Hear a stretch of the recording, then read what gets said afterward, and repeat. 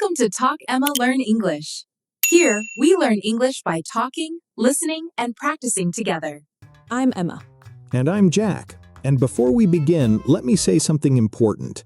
If English sometimes makes you nervous, today's episode is especially for you. And if this podcast helps you even a little, please subscribe and stay with us. We make these episodes to help you speak English with confidence, not fear. Absolutely. Now, Emma, before we jump into today's topic, let me ask you something simple. How is your day going? Honestly, a little busy, but good. I had coffee, answered emails, and now I'm happy to be here talking with you. What about you? My day is calm. I went for a short walk in the morning, and I was thinking about how many people feel stressed when they speak English. That's true. Even very simple English can feel scary when someone asks a question suddenly. Exactly, especially one question. A question almost everyone gets asked.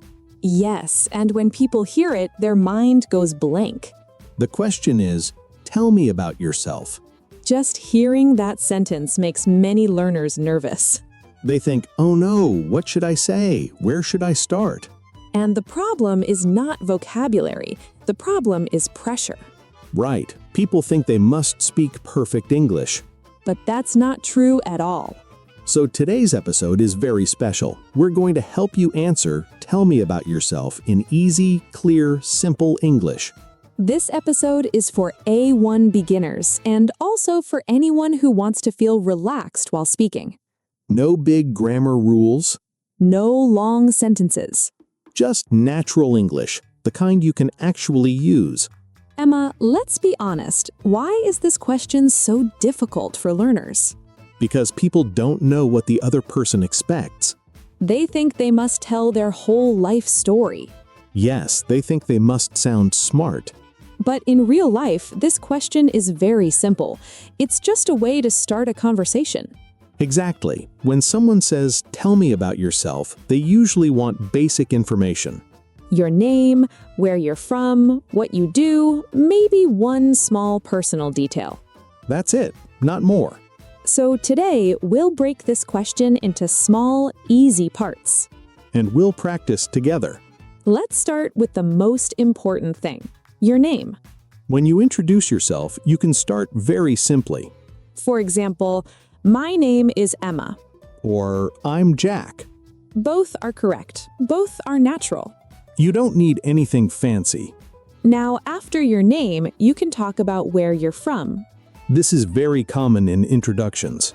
You can say, I'm from Canada. Or, I'm from Pakistan. I'm from Italy. I'm from Brazil. Very easy, very clear. Emma, some learners ask, should I say I am or I'm? Good question. Both are correct. I'm sounds more natural in speaking. Yes, native speakers use I'm most of the time. Now let's add the next part, what you do. This part also makes people nervous, but it doesn't have to. You don't need a big sentence. You can say, I'm a student. Or, I'm a teacher. I work in an office. I work in a shop. If you don't work right now, that's okay too. You can say, I'm learning English. Or, I'm looking for a job. All of these are perfect for A1 level. Now, let's put these parts together. Listen carefully. I'm Jack. I'm from the UK. I'm a teacher. I like helping people learn English. That sounds warm, friendly, and very natural. And remember, you can stop there. Yes, you don't need to continue unless the other person asks more. This is very important for beginners to understand. An introduction is not a test. It's just a conversation. Exactly. And conversations grow slowly. So, we talked about a very simple introduction. Name, place, and what you do. yes, and the most important thing we said was this. You don't need to say everything at once. Exactly. Many learners feel pressure because they try to say too much. And when they try to say too much, they forget words. Then they stop. Then they feel embarrassed. Then they say, my English is bad. But the truth is, their English is not bad. Their strategy is wrong. Very true. So in this part, let's talk about how to continue after a basic introduction. Yes, because after you say, I'm Sarah, I'm from Spain, I'm a student, the other person usually responds. They might say something like, "Oh, nice to meet you." Or, that's interesting. Or they ask a follow-up question. For example, what do you study? Or where do you live now? And this is where learners panic again, But they don't need to. because the answers can still be simple. Let's take what do you study? An A1 answer can be, "I study business." That's enough. But if you are B1, you can add a little more. For example, I study business and I really like marketing. See the difference? Same idea, just one extra sentence. Not complicated. Now let's talk about another common follow-up question. What do you do? Some learners confuse this question, Yes, they think it means, "What are you doing right now?" but usually it means your job or your daily role. So an easy answer is, "I work in an office." Or, I work as a nurse. Or even, "I don't work right now, I'm learning English."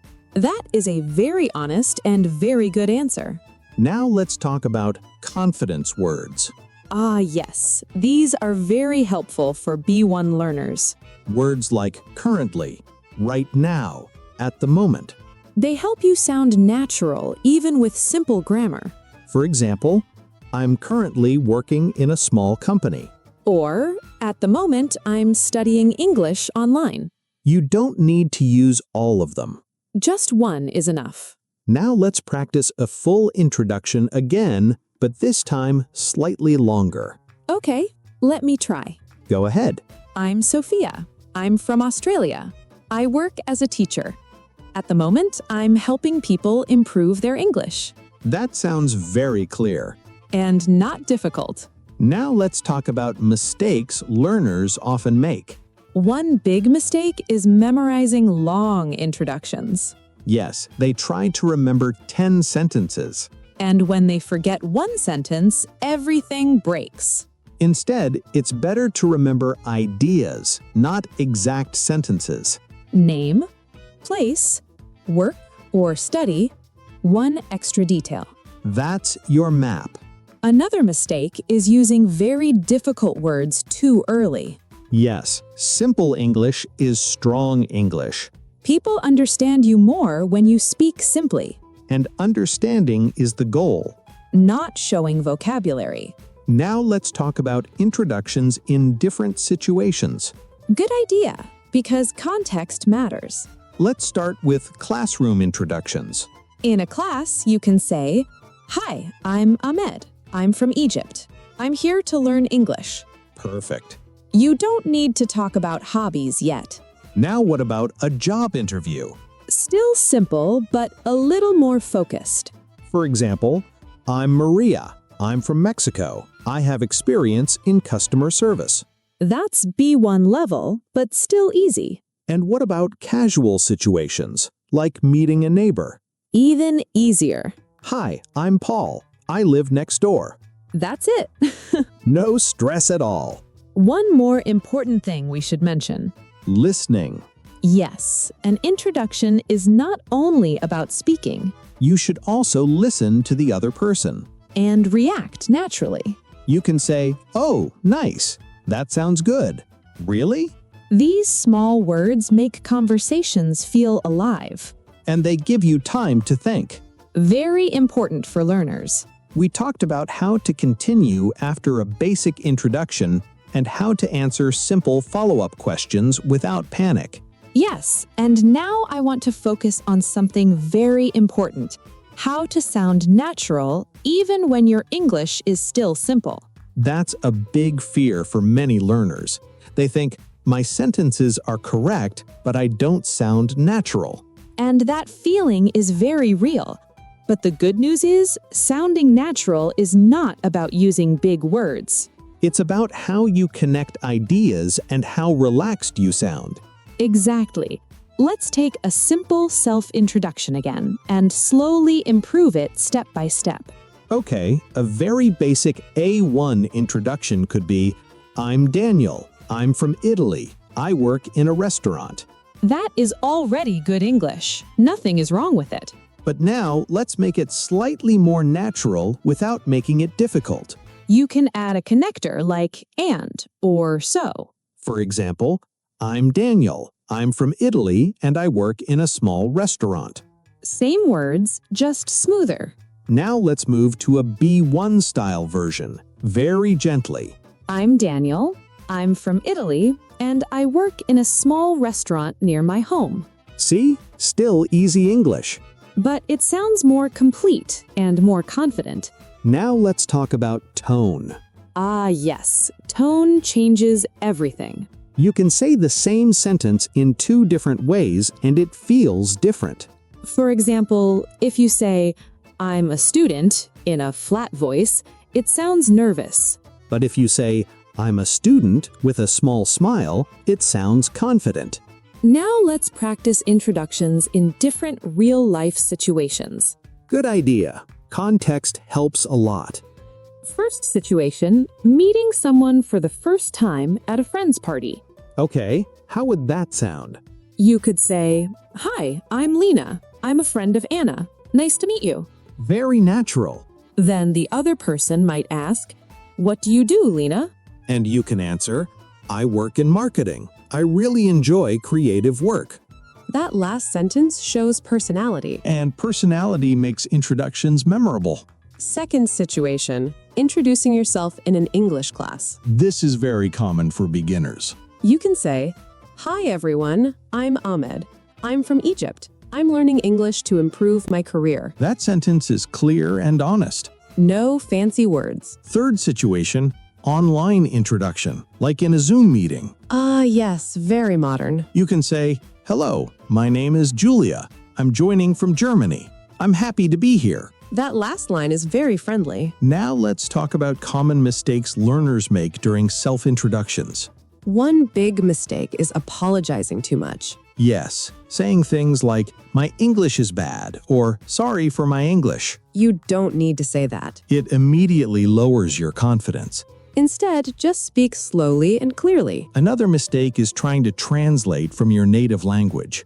This often creates long, confusing sentences. English introductions are usually simple and direct. Short ideas, clear structure. Another mistake is speaking too fast because of nervousness. That happens to many people. Remember, slow English is strong English.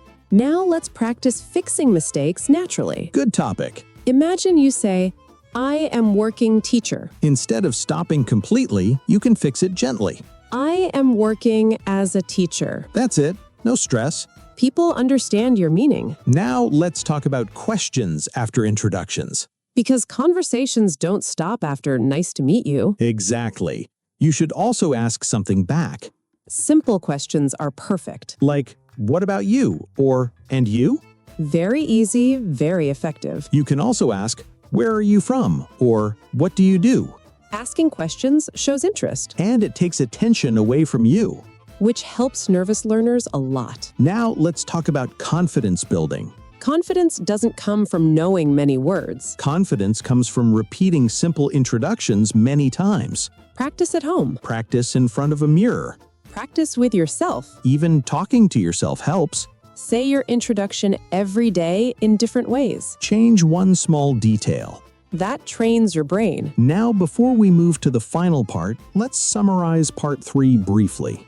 Okay. We talked about sounding natural, Using connectors like and because. using pauses without fear, Adjusting introductions for different situations. fixing mistakes calmly. And building confidence through practice. Now we will focus on full example introductions, from very simple A1 to confident B1. Yes, complete models you can use in real life, at work, in class, online, or socially.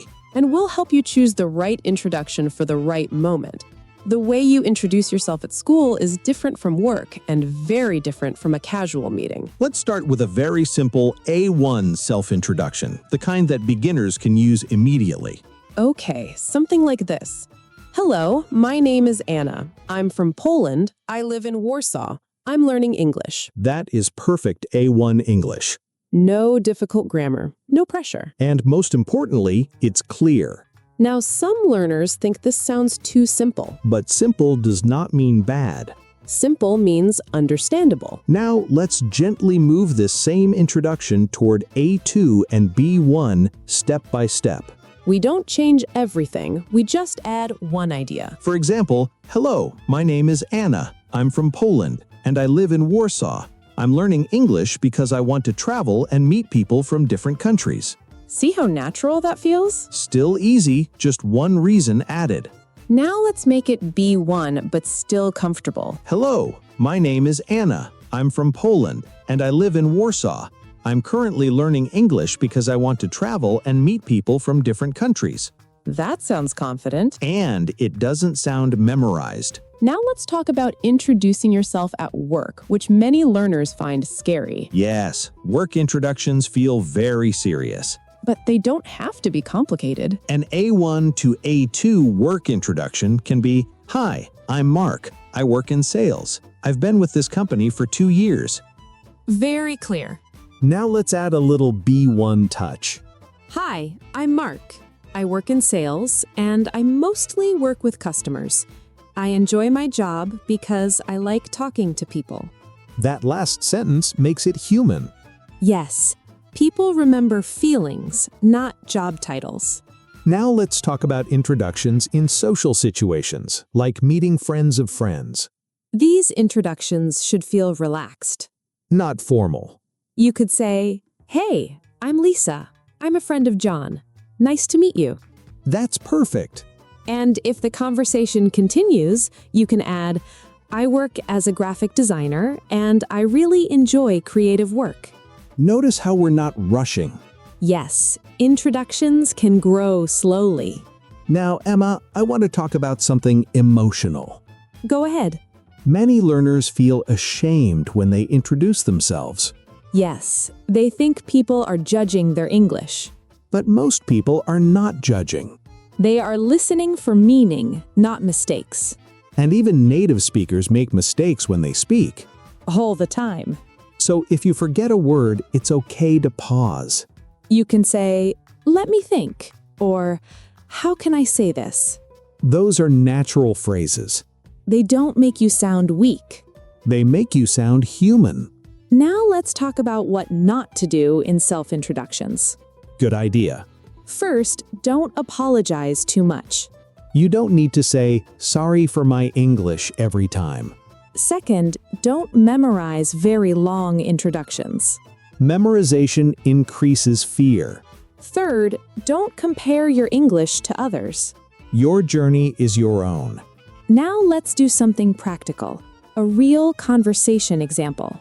Okay, let's imagine two people meeting for the first time. I'll start. Go ahead. Hi, I'm Emma. Nice to meet you. Hi, Emma. I'm Jack. Nice to meet you too. So, Jack, where are you from? I'm from Canada, but I live in New York now. Oh, that's interesting. What do you do? I work in IT. At the moment, I'm working on a small project. See how natural that felt? Yes, no big words. Just clear ideas. Now let's talk about practice, because this is where real progress happens. You should practice introducing yourself every day. Out loud. Not just in your head. Practice different versions. One short, one medium, one longer. That way, you're ready for any situation. Also, record yourself sometimes.